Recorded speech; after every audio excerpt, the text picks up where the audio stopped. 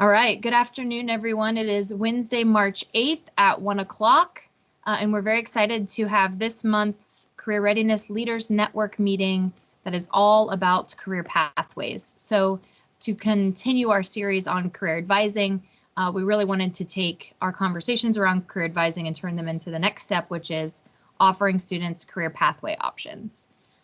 Many of the topics that we're going to address here today, we've seen as interested topics from you in our feedback surveys as well. So if you've completed a feedback survey in the past, we really appreciate it. We also have an announcement of next month's meetup in response to some of your feedback too, which we'll get there towards the end. So I see a lot of people have joined us here just now. Thank you so much for that. If you visit our event and resources page, you'll see a few meeting materials here. So our downloadable agenda is here. This one's important because it has clickable links to the resources we want to share with you today. We have a PowerPoint version of today's presentation that we're showing on Jamboard, just in case it's easier for you to follow along in slides. And the Word agenda does have a link to the Jamboard. So if you're having trouble navigating those materials, don't hesitate to put something in the chat or just unmute and we'll get you as much help as we can. I see one person's gotten into the Jamboard. It will be important for you to be able to access the Jamboard today because this will be our way that we can have some interactive discussion.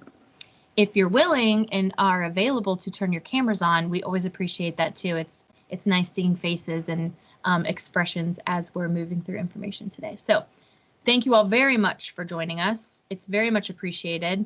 And this really does continue our series around using career advising as a foundation for many initiatives in the K-12 school district. So today is all about turning career advising into career pathways.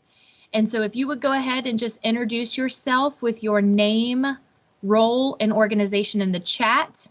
If you have not received updates via calendar invites or email from Sarah Watson and you would like to be on the reminder list, please drop your email in the chat too, and we'll be sure to add you to our email reminder list. So name, role, organization where you're at, and email address if you'd like to be added to our list of updates. So welcome.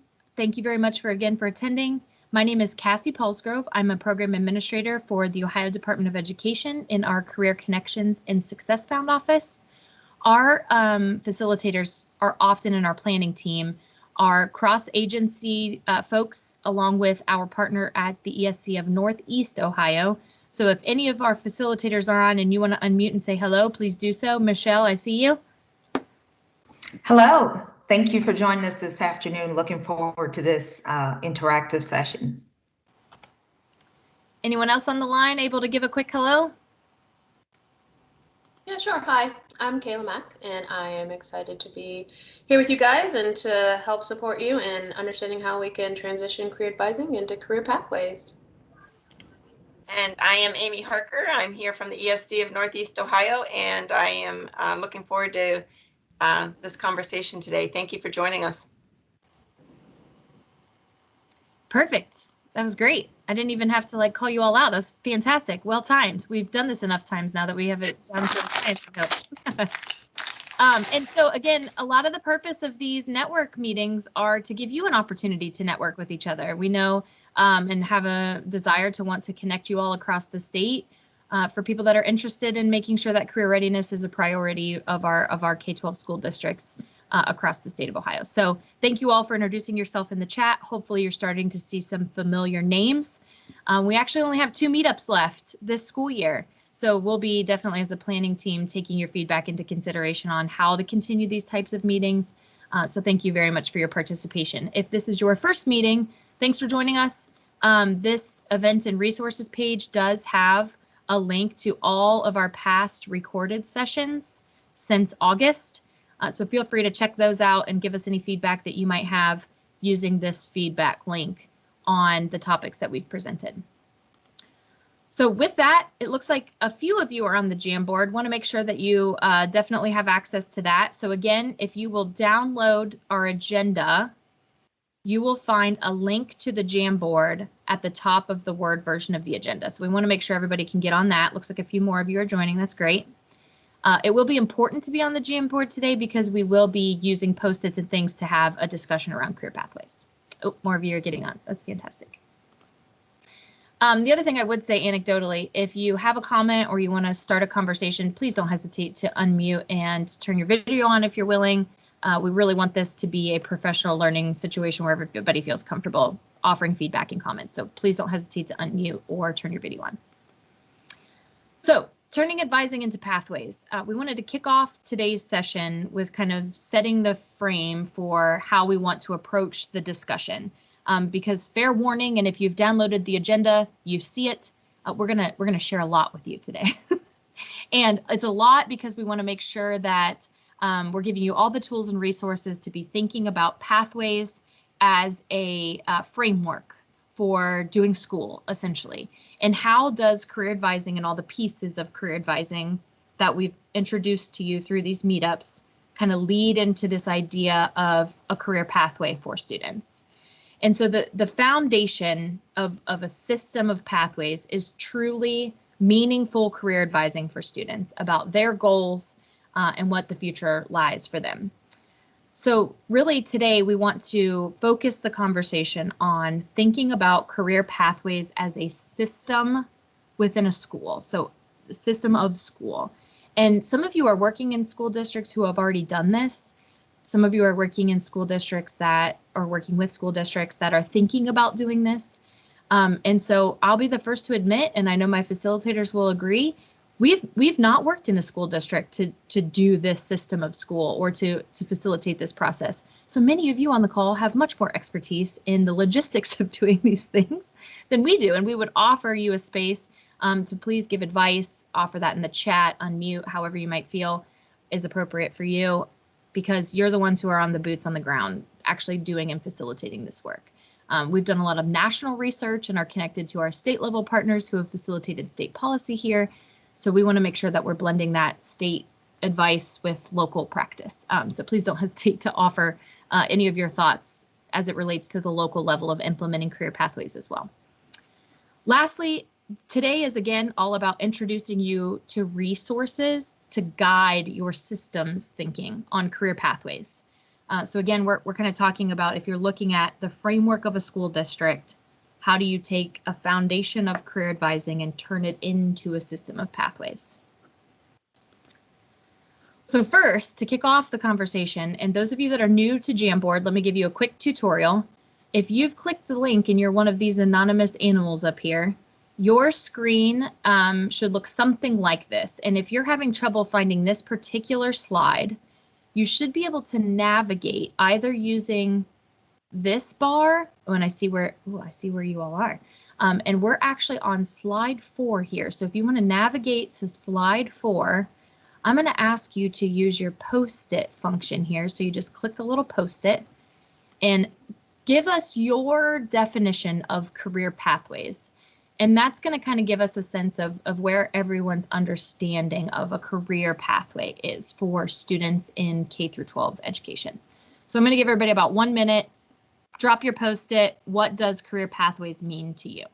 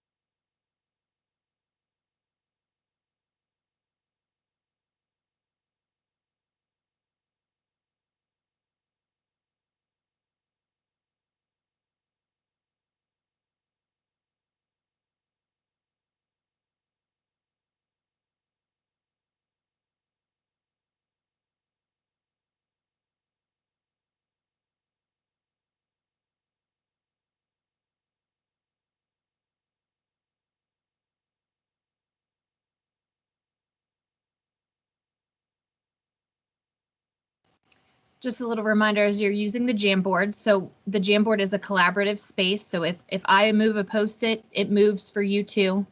The same goes for your screen. If you move a Post-it, it moves for the rest of us too. So just be cautious that you're not accidentally, deleting or moving someone else's work too. So it's so fun to watch this happen and see all of you offering your thoughts here. So let's just take one minute and take a look at everyone's definitions here.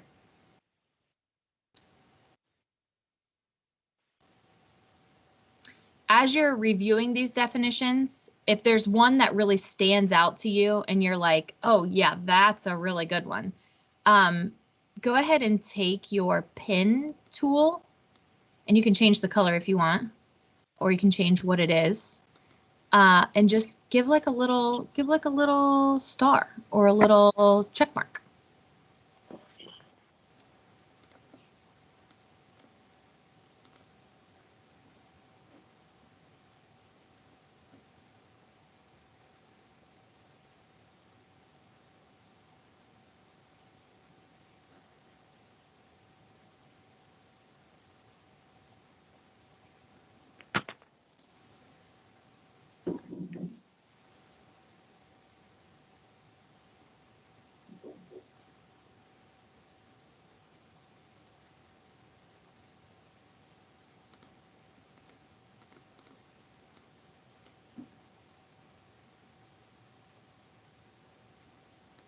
Whoever's star that is my favorite right now.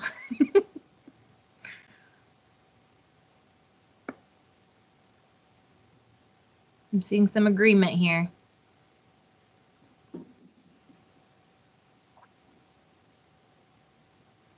Our penguin's making a circle here.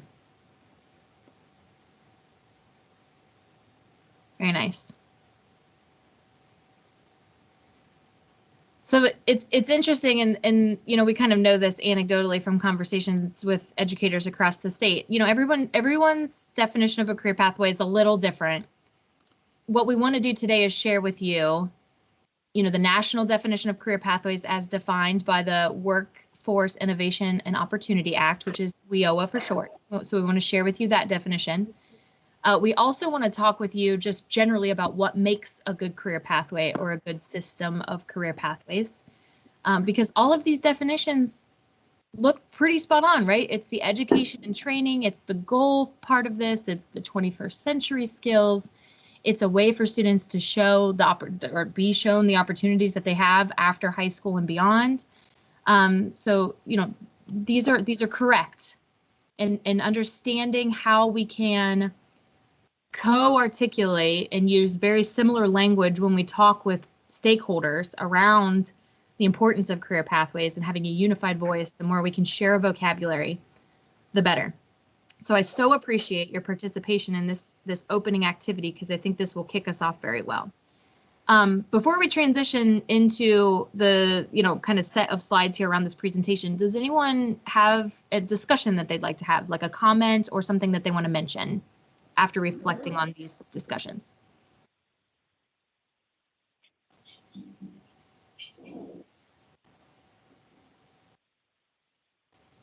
Okay.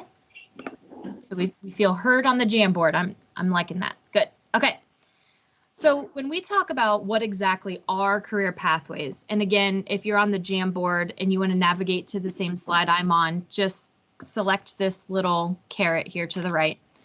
But WIOA does define, and the U.S. Department of Education does use the same definition as WIOA around career pathways. And specifically, what is defined as a career pathway is a combination of rigorous and high quality education, training, and other services with on and off ramps that align with the skill needs of industries in the economy of the state or region, prepares an individual to be successful in any of a full range of secondary or post-secondary education options. That it includes counseling to support an individual in achieving their education and career goals, so education and career goals. It includes, as appropriate, education offered concurrently with or in the same context as a workforce preparation activity or training. Think of work-based learning for this letter D. organizes education, training, and other services to meet the needs of an individual in a manner that accelerates their educational and career aspirations. So really tailored, personalized. It enables an individual to attain a secondary school diploma and at least one industry recognized post-secondary credential or college credits, preferably both, and helps an individual enter or advance within a specific occupation or occupational cluster. And so those are the pieces and parts of that definition that we want to kind of rally around here today. Because as we move through our presentation, you'll see we've really tried to take Ohio's resources and put them into one place for you. So you can dig in on whatever sections of this work are most logical for you and the schools that you work with. So again, we want to connect you to a lot today, not to be overwhelming, but to make sure you have a full picture of what it is we're talking about here, and to give you enough resources to get going in whatever direction makes the most logical sense for the local schools that you work with. The one thing we also wanted to mention, and I should mention this, there are a lot of links in the agenda for today. We've included those for you to kind of use at your disposal. So for example, we've touched on career advising as a foundation for pathways. And we've included a link to the budget lifestyle calculator, for example, to kind of show you a tool that you can use with students to get at this having meaningful conversations with them. We don't have enough time today to like click on every single one of these things and show you. But if you follow along these links, you'll see that we've included some just key tools to connect you to in this agenda versus presenting on every single one of them. So for those of you that maybe have not used the lifestyle calculator, for example, it does allow students to generate what the cost of living for where they want to live, for example, is. And I would encourage you to check that out with your students if you haven't already. Any questions on how to use the agenda for today as we move through our presentation? Okay, so when I mentioned this WIOA definition here, we also included for you the U.S. Department of Labor, I believe's checklist for career pathways. They took that definition and kind of put a checklist together so that you could use that definition to assess your own career pathway offerings. Good tool for you to use. And so one thing that we want to mention today when we talk about getting on the same page of terms is, you know, when you're working with employers or you're talking with folks in communities around career pathways, it's important to distinguish the difference between a career pathway in the way that we're defining it and this idea of career progressions or career ladders. So some of our industry partners have pointed out to us when they hear career pathways, they think this idea of entry-level employment, mid-level employment, top-level employment, which is a part of the counseling materials for the way that we define career pathways. But there's a link here to an article from the Society of Human Resource Professionals that can kind of help paint that picture in your mind. So just when we're talking about getting on the same page of a definition of career pathways or understanding career pathways, just know that that distinction can sometimes live in the minds of others that you might be working with. Any questions or comments on that? Okay. Okay, next. So I'm going to go ahead and, oh, this is a good post-it. So our next kind of activity here is, I'm curious how you feel your school or the schools that you work with are in the process of offering career pathways to students. So in that 8-part definition, where do you think your school is in offering those? So you're going to just kind of drag the X, yep, wherever you feel the schools or school that you work with is falling in line of offering career pathways. Oh, people still have their pens out. You have to switch to the little arrow guy to grab the X's. So in the distinction here is, we have limited career pathway options open to some students. We have some career pathway options to any student, or we have or are developing career pathway options for all students.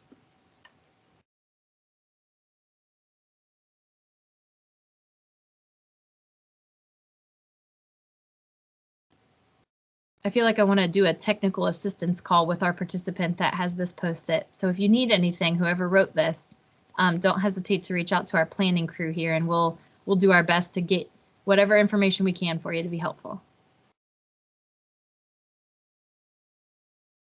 An important thing to note for many of you that are on the call, many of you are career technical education professionals and some of you are not.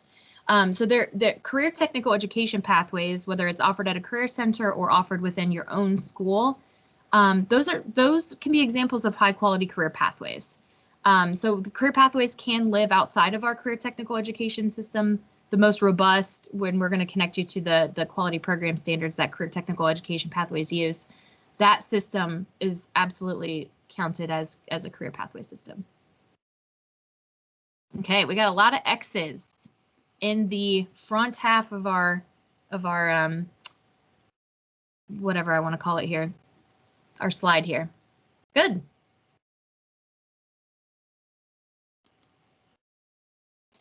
So for those of you that might be in the middle or in the latter half of the scale, thinking about how do we expand career pathway options, or even for those of you that maybe don't have career pathway options for every student in the school or schools that you're working with, thinking about preparing for that type of conversation is a key phase of transitioning career advising into career pathways. So we know that using student interest information is important when making career pathway decisions for your school district. So making sure that you have students that are even interested in taking a series of courses with, work-based learning and credentials. Knowing that there's a population of students even interested in that is important. It's also really important to know whether or not there's jobs available in that particular pathway or cluster of careers. So we wanted to spend just a minute working with you on how you can find that information. I also want to note at the top of the agenda, there is a link to the successbound.ohio.gov website. That website is basically organized to follow along with this conversation. So if you're someone who's like, we'd love to do more pathways, we just don't even know where to start, that's kind of what this Prepare for Pathways page is all about on the Success Bound page. So don't know where to start, determine your school and community needs, and there's kind of a box of information to connect you to. I want to walk you through just a couple of those tools quickly here today. But if you need more in-depth information on a particular thing we're going to address today, we have a discussion at the end planned for you to tell us what else you need, what more do you need. So the first tool I want to connect you to is this job outlook data tool that's linked in your agenda. And it looks like this. It's called the Employment Projections tool. And the reason I connect folks to this tool first is because it gives a very high level picture in a snapshot way of understanding what the employment projection needs are in a certain region. So for example, I live in Central Ohio, my kids go to school in Central Ohio, you could easily do the same thing. I'm going to ask you all to pull this link up because we're going to have a discussion on what are the most in-demand jobs that you could offer in your region next. So if you can go ahead and pull this link up so that you can explore your own region, I think that would be really helpful. Oh, and I accidentally gave you the Central Ohio link, so you might just have to click your region. But I want to show you how this works really quick. So if you just leave the all industries and you click over here to occupation table, this tool allows you to sort the occupations based on employment projections. So 2026 is where it's projected to right now, or annual openings, or by education required, or by median wage. So I often encourage schools when you're talking about which career pathway or which career cluster should you focus on, take a look at the employment projections first, and then you can just kind of change it so that it's showing you in rank order what is projected to be the most in demand in 2026. All right, we gotta go. Oh, did someone have a question? Swish. Okay. So for example, in Central Ohio, you'll see food prep, laborers, registered nurses, retail salespeople, customer service reps, home health aides. And so what this does is it gives you a picture of in the region for 2026, what jobs might be coming down the pike. And, you know, as education professionals, you can look here and see, you know, are the careers that are most in demand in 2026 going to lead to a life-sustaining or family-sustaining wage for my students? And you can use this information then to make some educated decisions on what career fields do you maybe focus on next. If you're a school that has 2 or 3 career pathways already and you're looking to add maybe 2 or 3 more, if you're a school who already has wall-to-wall career pathways and you're looking to maybe revamp some of your offerings, this may be just a really good, easy place to start seeing what in your region is projected to be in demand. There, if you drill down to, you know, let's say construction, you're more interested in construction, this occupation graph can also be really helpful, especially when talking with students.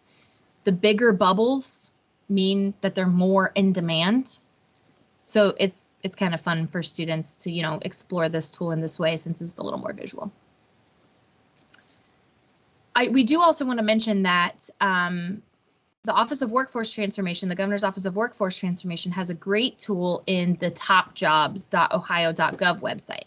That particular tool goes a little more deeply, and you can sort more granularly. So you can sort closer to your county or to your zip code. That may also help you make the same decisions. Next thing we want to kind of give you an overview of or connect you to tools on are our local business advisory councils and some local planning guides, because workforce alignment and working with your local businesses to determine workforce needs is key in this. And so our partner Michelle is going to kind of walk you through a little bit around business advisory councils and ask you a discussion question here in just a second. The last thing we'd say in terms of like preparing for career pathways is, you know, the idea of getting your community on board for this type of a shift or adding pathways or maybe taking them away if they're not in demand as much anymore. It really needs to be a community effort. And I think any superintendent or school leader or career technical education leader would tell you that the community can be your best friend in moving this work forward. It really can be a redesign of school. So you're really kind of, you know, taking a system and you know, changing the mindset of some folks that are delivering education in that system. So garnering community support will be huge for that. One tangible way we've seen folks garner community support is through the idea of a portrait of a graduate process, which many of you have maybe participated in over the year or so. And then the other thing, there's a video out there called Success in the New Economy, and that can really be a good discussion generating tool. So there's some provocative ideas that are presented in that video that may be a really good source of discussion with your community on the value you place on your education system. If I could just jump in real quick, yeah. Cassie, for the portrait of the graduate, I've been finding that a lot of districts have done they've had the great rich discussion of what it looks like to be a graduate of their school district. And then I'm finding for those who've done it, it's a shiny piece of paper with a lot of great terminology on it. So now what I was thinking that we need to do that next step. And so I've been supporting different school districts on what is that next step then? If we know what the graduate looks like, how do we intentionally teach and evaluate and do, how do we get them there? And so coming up with rubrics and such. So I think there are some steps too. Once you have that, if it's just sitting there, what could we do with it next? That's a really good idea. Often when you see the portraits of a graduate and the link that's in your agenda for today takes you, I think, to Battelle's website, where they've facilitated a process on how to do that. And they've posted their portraits of a graduate that they've helped schools do. You often see these attributes that a student should have when they graduate high school. And so you make a great point, Amy, using that as a generating discussion tool and then kind of using it as a gap analysis tool to say, if we want our kids to be reliable, how do we see this playing out in our school districts? How are we reinforcing to kids every day that we want them to be reliable? And so there's a lot of good conversations and planning that can come from doing that mapping back and forth. Great point.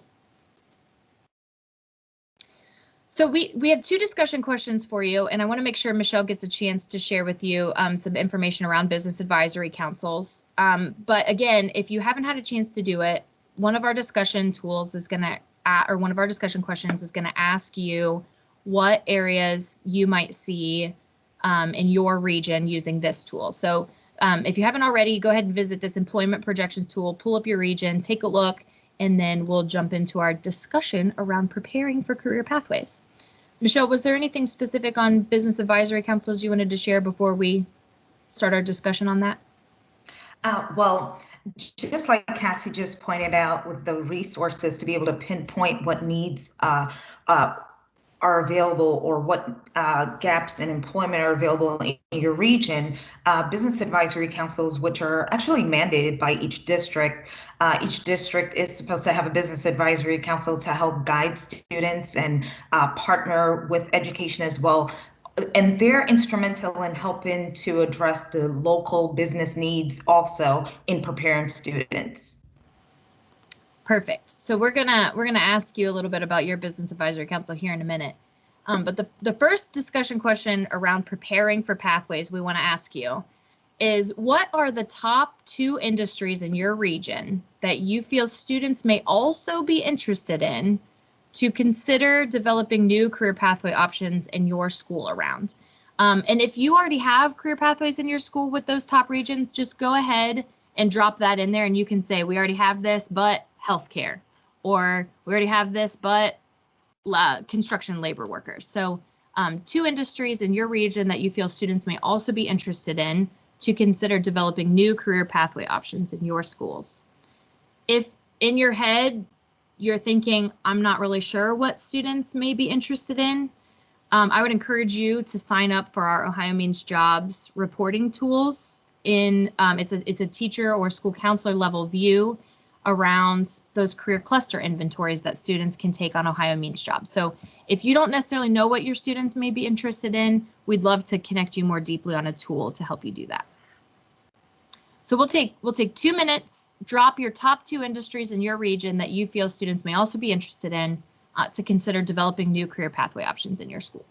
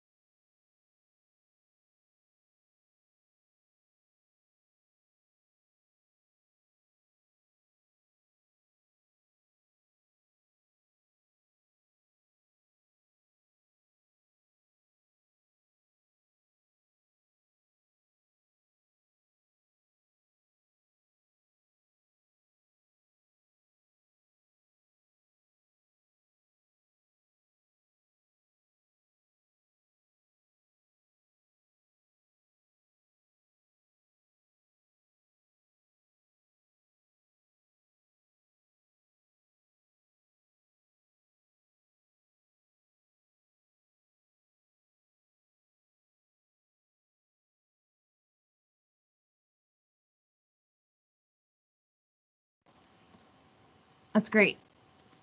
There's usually like 5 industry sectors that if a school is interested in more career focused options for their students, I offer up, and that's usually IT, manufacturing, health, agriculture, and then custom to their region. So I love that you guys are here and looking at your specific options. I love some of you have already offered some of these pathways to your students.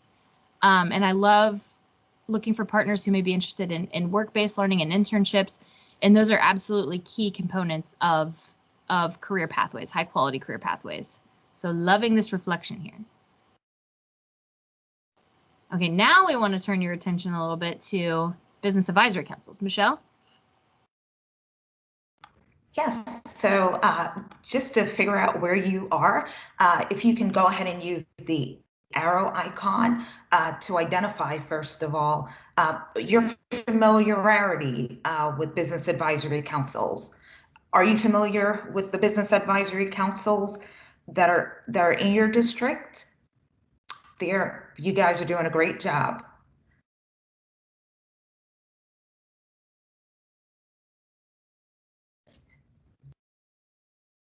And if anyone, if there's someone that's on the call that would like to unmute to tell about their interaction, perhaps just briefly with business advisory councils, because it seems like there's definitely a lot of interaction I can see based on these post-its. However, I do see that there's also a bunch of people on this call that are aware of Business Advisory Council, but are not familiar or are not working with them on a regular basis.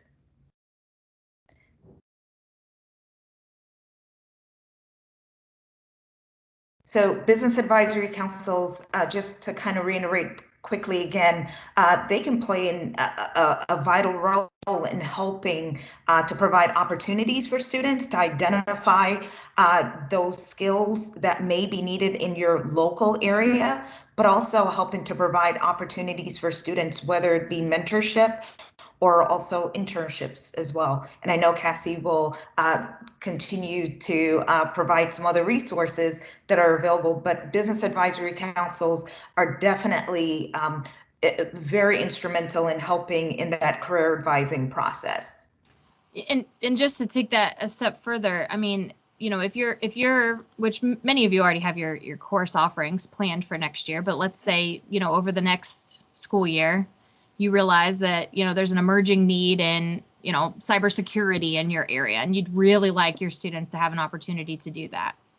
Well, you're, you know, using this information that maybe you found in the job outlook and taking it to your business advisory council to say, hey, are we really seeing this in the region? Do you guys know employers, you know, within a 20-mile radius of right here that are hiring for this job?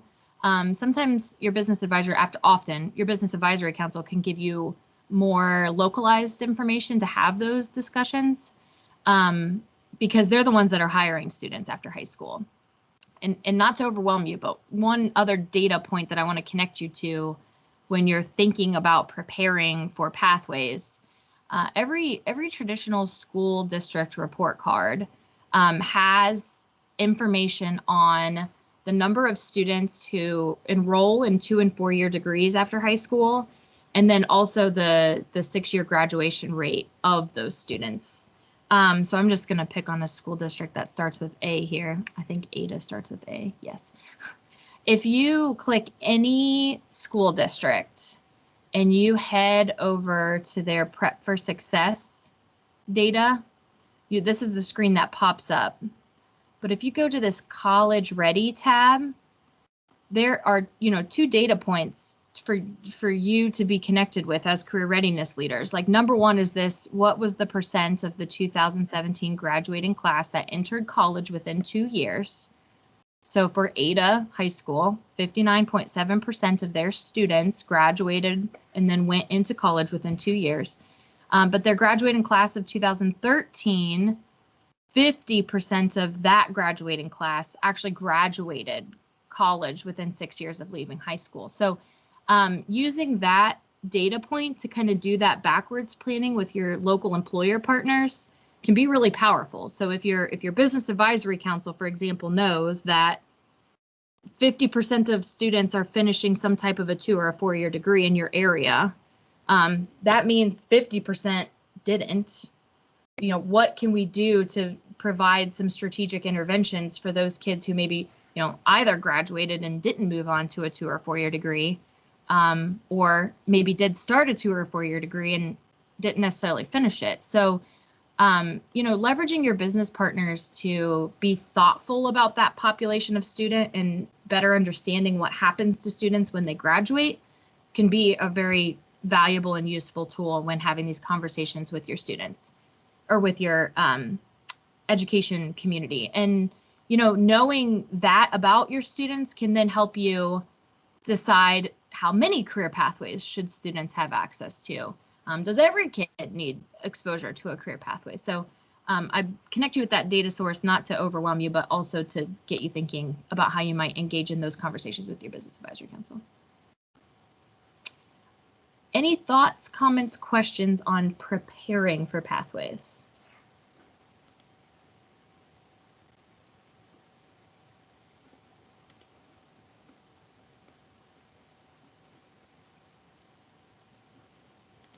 Okay.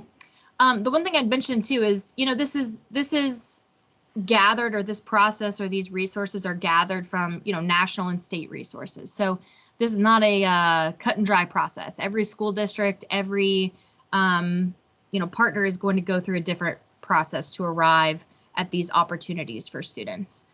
So A plus B does not always equal C. So if you've got things you want to connect us to, or resources that you know of, or if your school took a different approach to have these conversations, we're always open to hearing about that.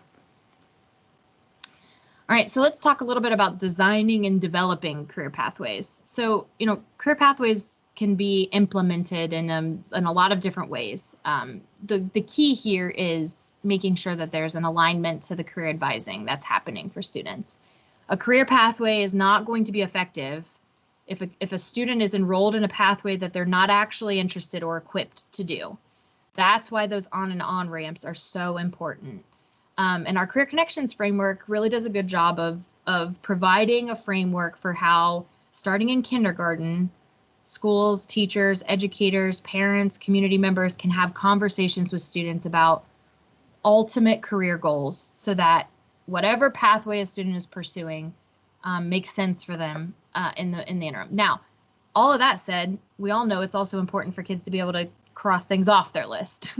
So those off ramps are really important too. So, if they thought for sure they were going to be a doctor, they got a chance to start their career pathway early on in school, maybe started off on their phlebotomy certificate, realized they don't like blood. There's got to be an opportunity for that student to try on yet another career pathway for them.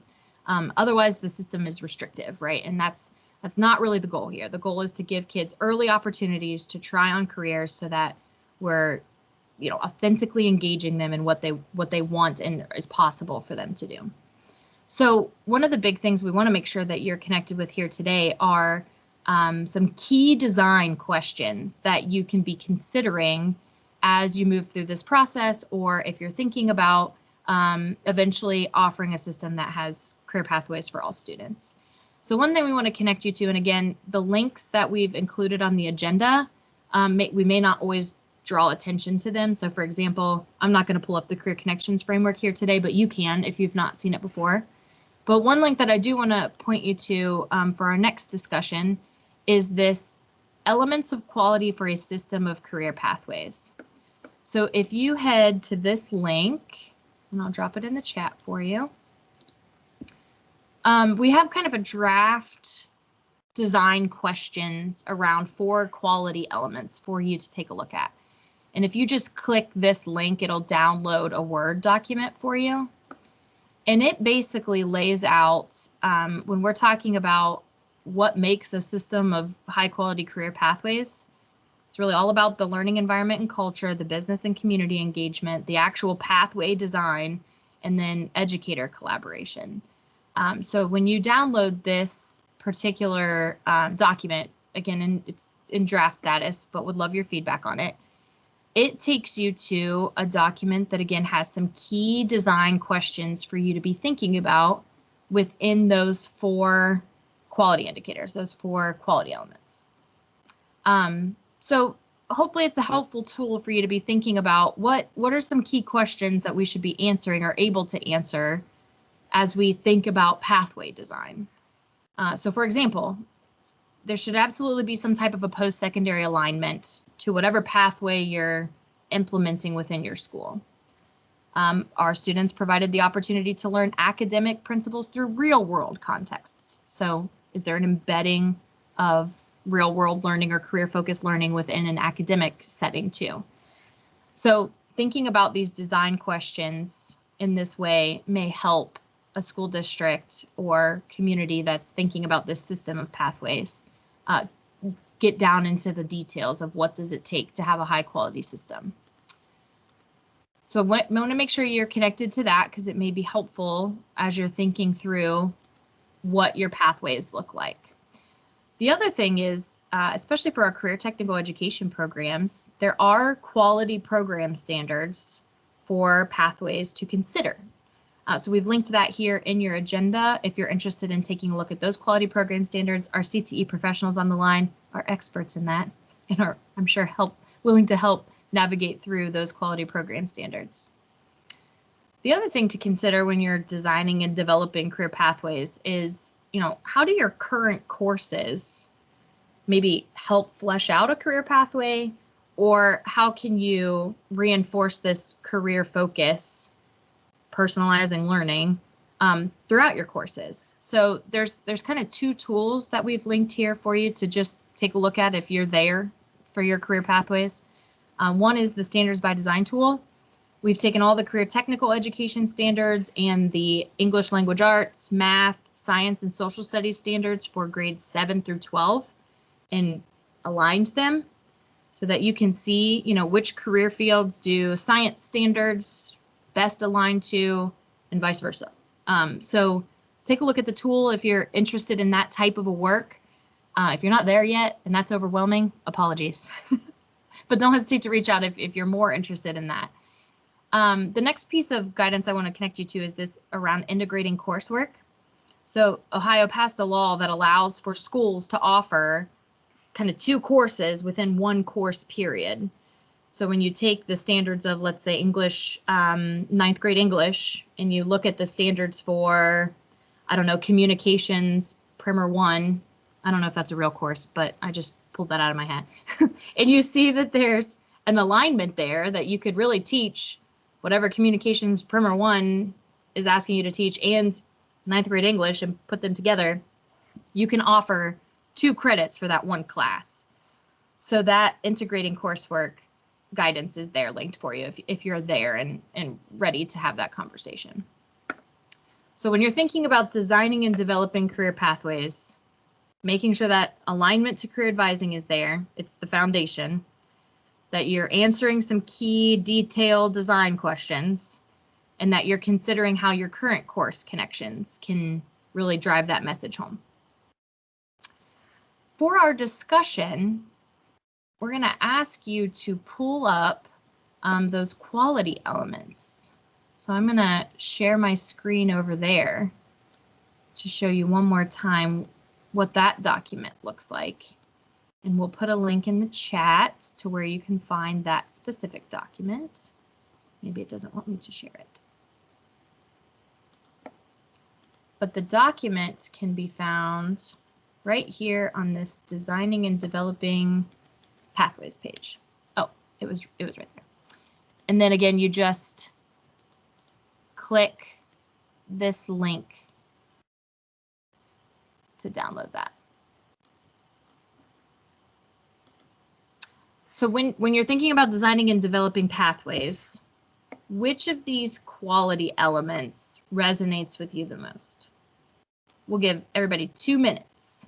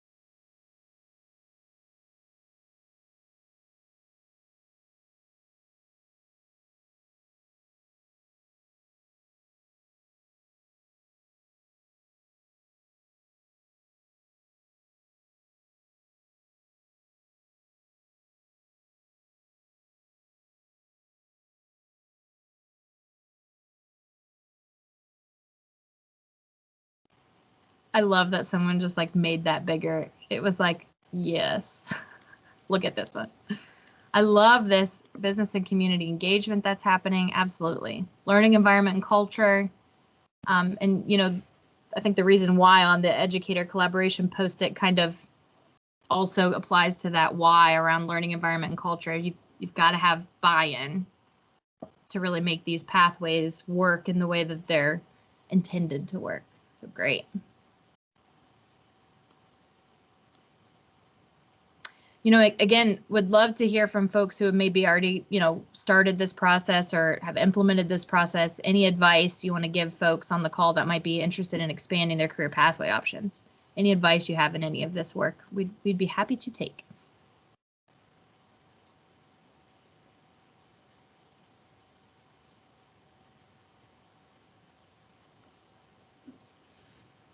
One of the things that we've been doing with the district that I've been working with is kind of checking that alignment when we're talking about all the things that they have going on in their district, and how then does the career readiness and career pathways fit into all that. So looking at their graduate profile, which we mentioned, and their strategic plan, and their some schools have a culture playbook.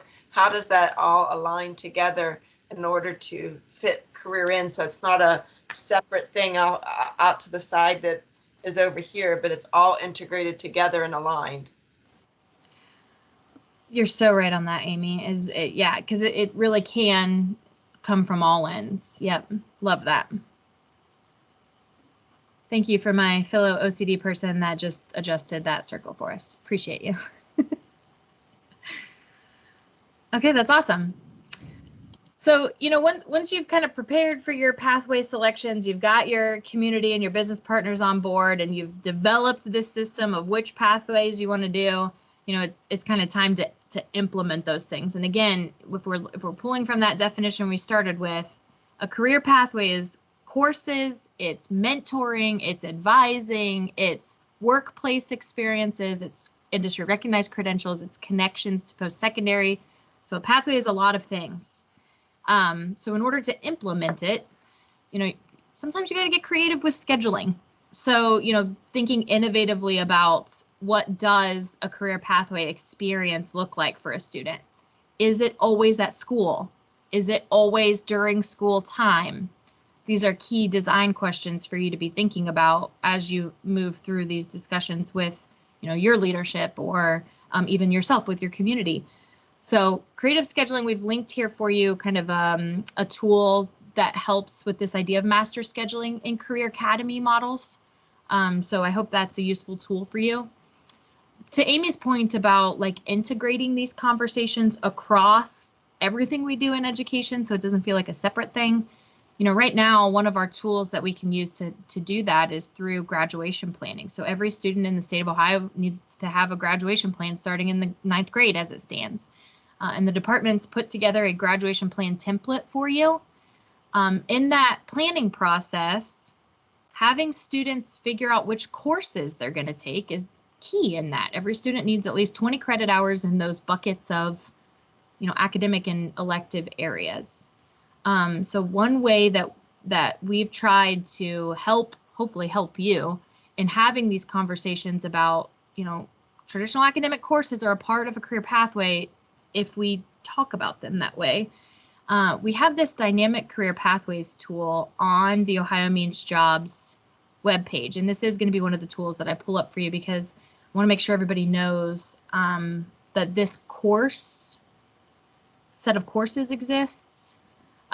So we'll go into agriculture. If you know you've got students who are interested in agriculture, this dynamic career pathways tool is organized by career clusters. And then down the side here are career pathways.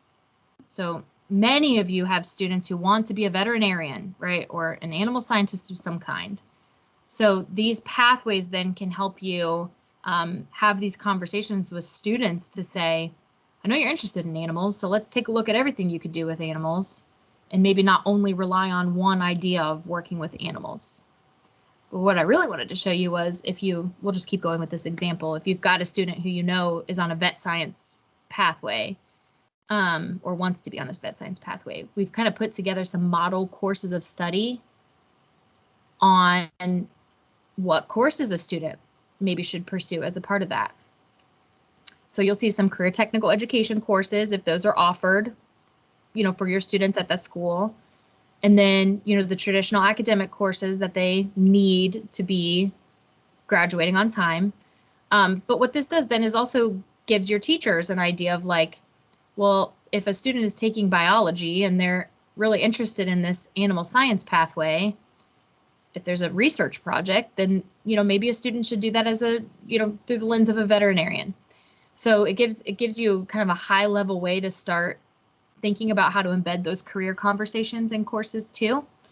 And then the other thing that's really useful is we've also taken a stab at aligning which industry recognized credentials that are approved to be used for graduation align to that particular career.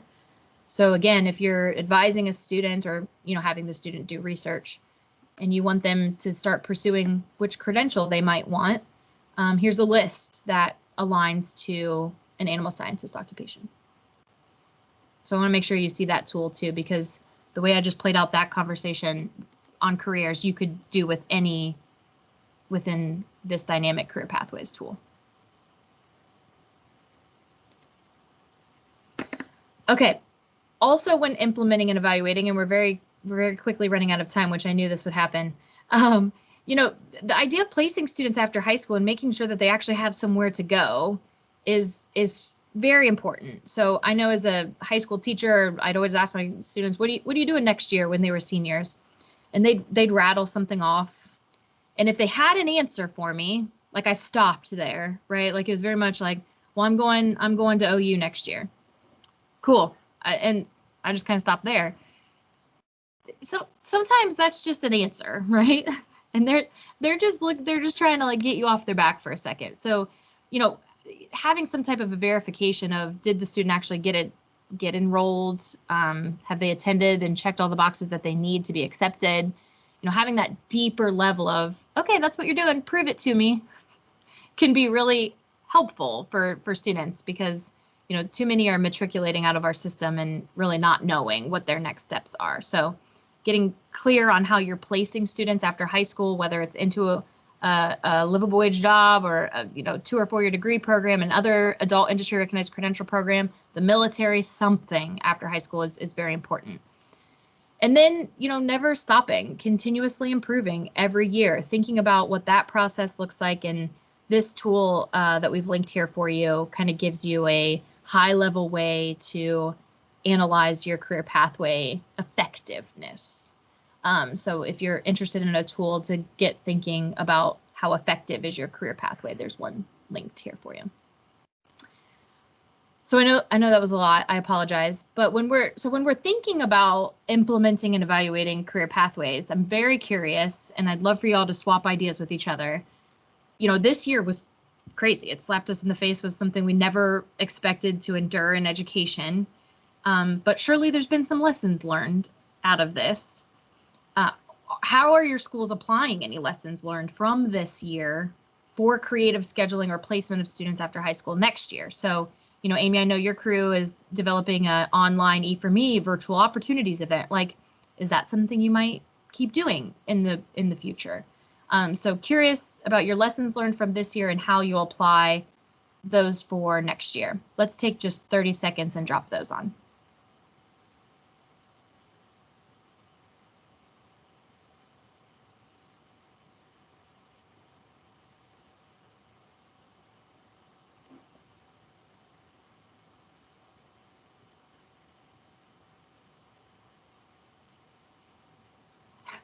Everyone's like, too soon. I can't apply any lessons learned here.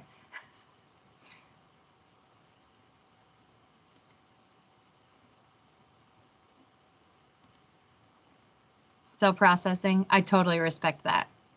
Communication with a broad range of stakeholders. Yeah. Great point. Okay, well, I don't want to awkwardly dwell on here for too long, but okay, good. Oh, virtual academy to assist students with work-based learning options. That's great. If you're still finishing your Post-it, please submit it, because very curious about how you might be applying some lessons learned from next year. We need more staff and easy connection with stakeholders to provide mentors. Yes, mentorship is huge, huge. Well, to respect everyone's time, I want to kind of move to our conclusion. And you know, this again was a lot. We really wanted to kind of introduce you to the wide world of implementing a system of career pathways today. There's a lot of research out there that shows that career pathways are a positive enforcement and positive school improvement measure for students. So if we expand those career pathway opportunities for kids to participate in, starting in 7th grade with that advising piece, and turn that into authentic career pathways where they're experiencing the world of work, they're getting an industry certificate, they're connecting to a post-secondary education institution through early college credit, and I could go on and on and on. This is what's good for students. So what I would encourage you to do and challenge you to think about is to think big when you're using this system. Start small. You know, if your school district has 1 or 2 career pathways, because we know most schools have an ag program and a family consumer sciences program, right? Is there maybe one more that you can partner with your career tech planning district on? Or is there a way that you can, reestablish or establish even more that relationship with your career technical education providers to expand those opportunities for students, or, start your own, whatever's the most logical for you all. Start small, 1 or 2 would be great, right? But then this idea of planning for the future and scaling fast so that every student walks out of high school with a real plan and they're already started on their pathway to success with a full picture of what it's going to take to get to their ultimate career goal is our mission. And I hope today was at least somewhat helpful for you. I know we're over time at this point, but this was a big overview. Was there anything that we briefly talked about that you would be interested in diving more deeply in? Would love to hear that feedback from you. You can also give that feedback to us through our survey on our website. So would love to hear if there's something more deep that you'd like to go. And then lastly, I want to make sure that I'm going to leave this screen up in case you're doing your Post-its. So feel free to do your Post-its while I share this. We want to let you know that we heard from you in your survey feedback and a conversation that we had at one of our other meetups that you would really appreciate a student-facing panel that we host, but you invite your students to. And so right now, on April 12th, our next Career Readiness Leaders meetup, we are planning a student hiring advice panel. So we have 2 industry HR professionals lined up to have a panel discussion with your students on how to get hired, how to get it. And we're looking for one admissions counselor too, so that your students can just interact with some HR professionals and admissions counselors on, whether they're a junior or a senior, or they're even a sophomore, what advice they would give to students on how to get hired or accepted into various degree programs. So mark your calendar for that. And we will plan that you can just tune in live to this Career Readiness Leaders Network meetup with your students that day. And if this time doesn't work out with students, you of course can share this link for them to join on their own. But of course it will be recorded as well. So there's kind of 2 ways we want to run this. You can submit us questions, which we'll send some more information that gives you more specifics on that. You can send us questions that you'd like those people to answer, and or have your students tune in live for that as well. So we're excited about that and hope you have students that can join us. Okay, so again, know this was a big overview. Would love to know which topics you'd be more interested in deeply discussing, engaging business community and providing work-based experiences. We can definitely start having conversations, and maybe that's the focus of our final meetup for the school year. I want to drop a link in the chat for our feedback form. So please shoot us your feedback on today's session. Again, it was a big overview, so apologies for that. But let us know what you'd be interested in diving more deeply in, and let us know how we did today. Much appreciated. Any of my facilitation partners have anything else they want to add? Great job, that much information in that little time. I think it gave a good outline for everyone. Thank you. All right, well, thanks so much for joining us today, everybody. We really appreciate it. Don't hesitate to reach out if you want some more detailed information, and we're excited for the April 12th student-facing panel. So take care. Have a good week.